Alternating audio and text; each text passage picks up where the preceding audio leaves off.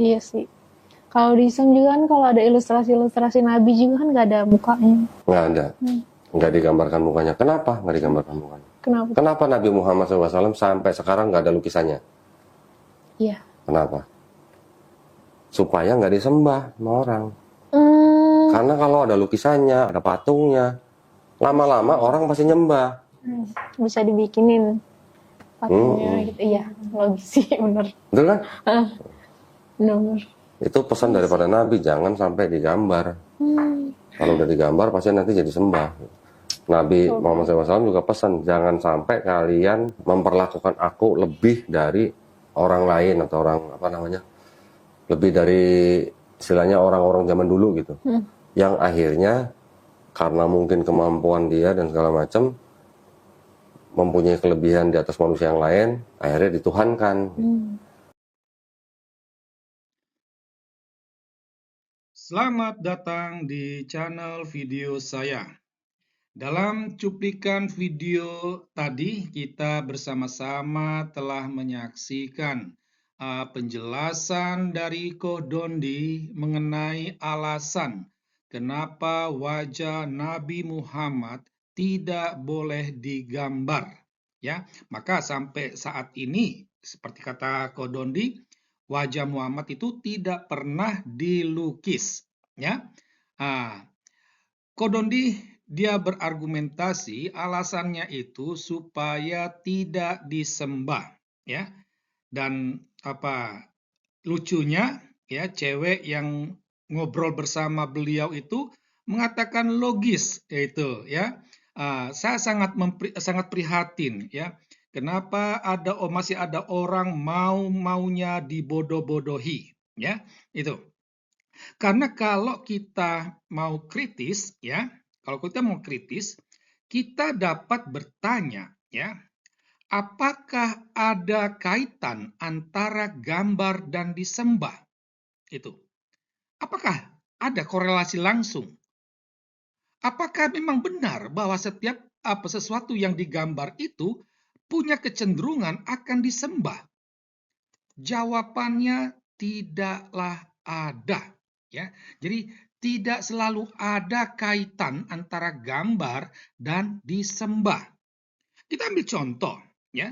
Di kantor MUI itu ada gambar presiden dan wakil presiden. Ada patung burung Garuda Pancasila. Apakah lantas berarti para pengurus MUI, Majelis Ulama Indonesia itu menyembah presiden dan wakil presiden, menyembah patung burung Garuda? Kan sama sekali tidak, ya. Itu. Jadi sama sekali tidak ada kaitan. Lalu di mana letak logisnya? Nah, disinilah tampak kebodohan cewek yang ngobrol bersama dengan Ko Dondi karena dia maunya dibodoh-bodohi oleh Ko Dondi. Itu. Nah, selain itu yang sangat menarik itu dikatakan oleh Ko Dondi bahwa alasan tidak menggambar wajah Muhammad supaya tidak disembah itu lantaran sesuai dengan pesan sang nabi, ya. Itu dikatakan begitu bahwa ini merupakan pesan nabi, ya. Kita dapat bertanya, ya, benarkah Nabi Muhammad itu pernah mengatakan demikian? Atau di mana dia katakan itu? Mana dalilnya? Di hadis mana Muhammad melarang umat Islam untuk menggambar wajahnya? Ya, menggambar wajahnya, ya. Bukan soal gambar para umum. Kalau gambar pada umumnya, larangan terhadap gambar pada umumnya itu dapat kita lihat dalam hadis Bukhari, hadis Muslim dan lain sebagainya. Tetapi larangan untuk tidak menggambar wajah Nabi supaya tidak ada kecenderungan untuk disembah, di mana dalilnya? Itu. Seandainya pun benar ada bahwa Muhammad pernah berpesan demikian, maka ini dapat dikatakan Muhammad itu sedang berhalusinasi atau fobia. Jadi ini artinya Muhammad memiliki indikasi gejala gangguan psikologi. Maka sangat menarik kalau teman-teman membaca buku dari Alisina, Understanding Muhammad, Psikologi Biografi. Ada terjemahannya dalam bahasa Indonesia.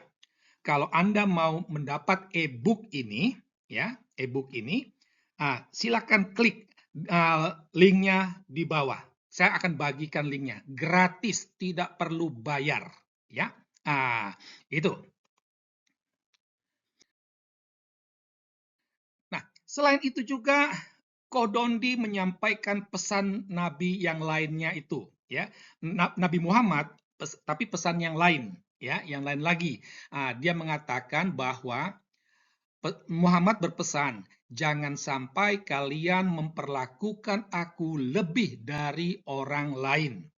Jadi artinya Muhammad minta kepada para pengikutnya, para kaum muslim, supaya tidak memperlakukan dirinya lebih dari orang lain. Kalau kita mau bersikap kritis, pertanyaannya itu adalah benarkah, ya, benarkah Muhammad itu mendapatkan perlakuan yang tidak lebih dari orang lain? Kita berangkat dari fakta, ya, bahwa faktanya itu justru Muhammad diperlakukan lebih dari orang lain. Bahwa ada banyak umat Islam dari sepanjang zaman, dari zaman dulu Abu Bakar mereka maupun sampai sekarang memperlakukan Muhammad lebih dari orang lain. Ya, ini kita dapat maklumi karena semuanya ini berakar pada Al-Quran.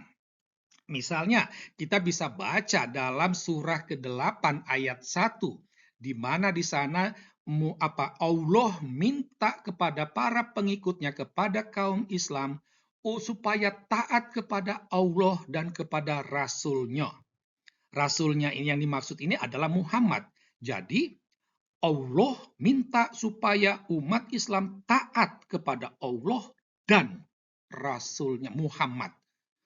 Kalau rasul-rasul lain nggak perlu, boleh kamu abaikan, tetapi Muhammad harus kamu taati. Itu, ya. Jadi di sini sudah nampak keistimewaannya, sudah nampak perlakuan lebihnya. Itu. Atau dapat kita baca dalam surah ke-48 ayat 9, di mana dalam surah ini Allah minta kepada umat beriman supaya beriman kepada Allah dan Rasul-Nya. Beriman. Beriman itu sebenarnya hanya ditujukan kepada Allah, kepada Tuhan. Ini dalam ayat 9, beriman itu ditujukan juga kepada Rasul-Nya. Dan Rasul-Nya ini adalah Muhammad. Jadi secara tidak langsung mau meminta umat Islam untuk menyembah Muhammad. Jadi ini berarti sudah mendapatkan perlakuan lebih dari orang lain. Katanya, jangan memperlakukan aku lebih dari orang lain. Tapi faktanya lain.